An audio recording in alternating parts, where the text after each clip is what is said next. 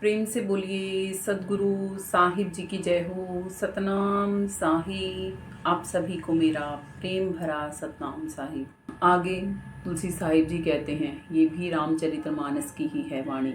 नर तनु भव वारिदी कहो बेरु, सन्मुख मारुतः अनुराग है मेरु।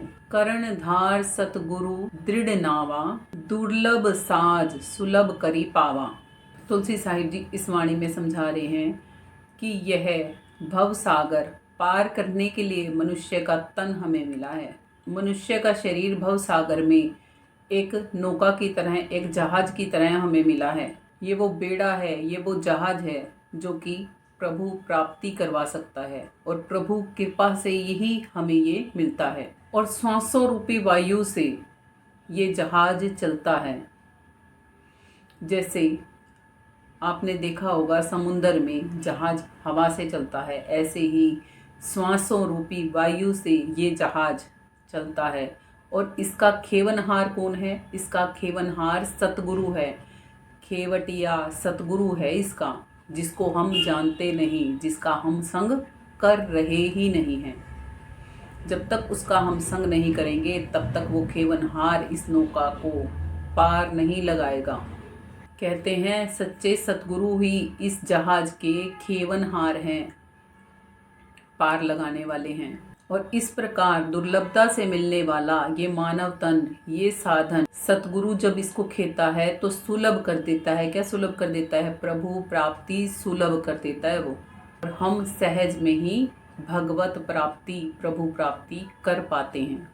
जब इतना क्लियर, इतना अच्छी तरीके से पूर्णतः शब्दों में, हिंदी में लिखा हुआ आपको मिलता है पढ़ने के लिए, और फिर भी उस सतगुरु की, उस सच्चे शब्द भेदी संत की खोज हम नहीं करते।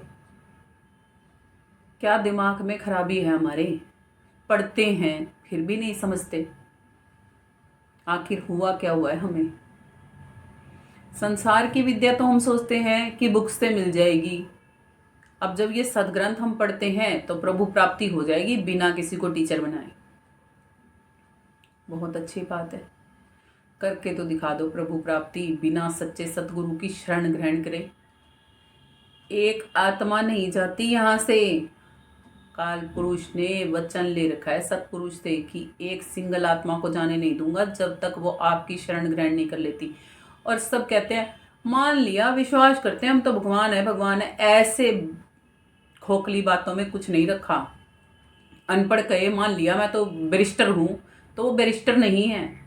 अनपढ़ कहे कि मैं डॉक्टर हूँ, मान लिया, मैं तो मान रखा है मैं डॉक्टर हूँ, मैं तो माने रख। फिर मानने से डॉक्टरी नहीं मिलेगी। मान लिया मैं तो टीचर हूँ, मान लिया मैं तो वकील हूँ, तो फिर माने रख। भाई वकील की पढ़ाई करनी पड़ेगी, डॉक्टरी पढ़नी पड़ेगी, डॉक्टर की पढ़ाई करनी पड़ेगी, इंजीनियर की पढ़ाई करनी पड़ेगी, तब बनोगे ना वो।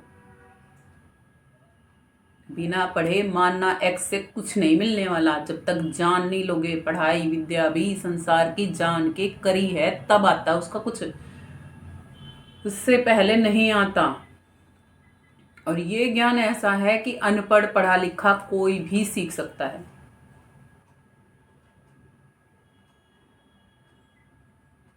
मगर नहीं, प्रभु प्राप्ति तो करनी ही नहीं ना, नहीं करनी ना किसी ने भी। जिसने करनी है वो प्लीज़ कमेंट बॉक्स में अपना मैसेज ज़रूर लिखना कि हाँ हमने प्रभु प्राप्ति करनी है, ताकि मुझे ये पता लग सके कि आप लोग सत्संग सही मायने में सुनकर अपना भी रहे हो। आगे तुलसी साहिब जी दोहा 44 उत्तरकांड का, उसमें बताते हैं, जो ना तरे भव सागर नर समाज अस्तन पाई, सो कृत निंदक मंदमती आत्म हनन गति जाए। तुलसी साहिब जी कहते हैं जो मनुष्य समाज ऐसे अनमोल देही को प्राप्त करके, ऐसे जहाज को प्राप्त करके, ऐसे अनमोल रतन धन को प्राप्त करके भी प्रभु प्राप्ति नहीं करते, भव सागर से तरने के लिए प्रयत्न नहीं करते, वे सब के सब कृतघ्न हैं, परमात्मा के दोषी हैं। कृतज्ञ नहीं, मंदमती हैं, बुद्धि क्षीण हो चुकी है उनकी, बेवकूफ आत्माएं हैं वो। अपनी आत्मा के, खुद के स्वयं के आत्महत्यारे हैं।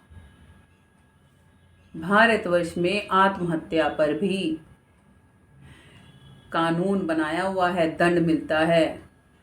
आज मैं पूछना चाहती हूँ आप सबसे, इतनी सारी आत्माएं आत्महत्या कर रही हैं, आप उन्हें दंड क्यों नहीं देते हो? क्यों नहीं सच्ची प्रभु भक्ति का भारत में संविधान बनाया जाता है? क्यों नहीं आत्माओं को स्कूलों में ये शिक्षा दी जाती है जब वो मानव तन पाती हैं? और बहुत सारे सब्जेक्ट हम पढ़ते हैं, क्यों नहीं इन सदग्रंथों को स्कूलों में पढ़ाया जाता है? पहले जब सतयुग द्वापर त्रेता होता था तब गुरुकुल होते थे, गुरुकुलों में सामाजिक पढ़ाई के साथ में आत्मज्ञान की भी पढ़ाई करवाई जाती थी। तो क्यों नहीं आज आत्मज्ञान की भी पढ़ाई करवाई जाती है? क्यों आत्मज्ञान को सेकंड सब्जेक्ट बना के बिल्कुल ही गायब कर दिया गया है? ये सवाल मेरा भारत सरकार से है। क्यों आत्मज्ञान नहीं पाना चाहते हो? क्यों आत्मज्ञान की वैल्यू खत्म कर रखी है? उसके बिना भटकना निश्चित है। हर एक सदग्रंथ कहता है आज हम राम मंदिर बनाने जा रहे हैं, आज हम राम जी को वापस लाने जा रहे हैं, मगर असली राम को भुला के इस राम को ले भी आए तो कोई फायदा नहीं होने वाला। क्योंकि रामचरितमानस में ये जितनी भी बातें आज आपको बोल के बताई जा रही हैं, स्वयं श्री राम जी ने ही अपनी सभा में अपनी सभाजनों को बताई थी। और ये बातें झूठ नहीं, रामचरितमानस पढ़ के देख लेना, मैंने नहीं छापी रामचरितमानस। आत्महत्यारे हो और अपनी गतिमति 84 की तैयारी की कर रहे हो। आत्महत्या का दोष लगेगा उन आत्माओं पे जो आज सच्ची मायने में प्रभु बंदगी नहीं कर रही, जान के भटक रहे हो संसार में, केवल मंदिर मस्जिद गिरजाघरों में गुरुद्वारों में जाके केवल भटकते ही जा रहे हो। असलियत में असलियत को जान लो, आत्मज्ञान अंदर से मिलेगा आपके। क्योंकि आप इस शरीर को चला रही हो, आप आत्मा हो, आप इस तन को छोड़ के जाओगी और कोई नहीं। मंदिर नहीं छोड़ के जाएगा, मस्जिद नहीं छोड़ के जाएगी। धरी रही महल महलायत, पड़ी रही लाखों की दौलत, ये बिस्तर खाक में होंगे, सदा जंगल में डेरा है। आज भी है आत्माओं, जग जाओ, दया करो खुद पर, रहम करो खुद पर। यही बात भजन में तुलसी साहिब जी भी बता रहे हैं। मनुष्य जन्म जो पा गया, मौका भला वह आ गया। कौन सा मौका भला आ गया? जिस आत्मा ने आज मनुष्य तन पा रखा है उसके लिए वो मौका आ गया। किस चीज का? प्रभु प्राप्ति करने का। इस बार वो मौका, सुअवसर मिल गया कि परमात्मा मिल सकता है हमें। अब हम पाना चाहते हैं या नहीं पाना चाहते, ये तो हम पे ही निर्भर करता है। मानव जन्म जो पा गया, मौका भला यह आ गया। अगर इसको भी तू अब भी नशा गया तो क्या होगा? फिर नहीं मिलेगा ये दावरी, फिर से ये मौका नहीं मिलेगा। जैसे महाभारत में आपने देखा था ना, जुए का खेल, धोखे से जीते थे भले ही वो, दोबारा से दाव नहीं मिला था ना खेलने का। और फिर उन्होंने क्या किया?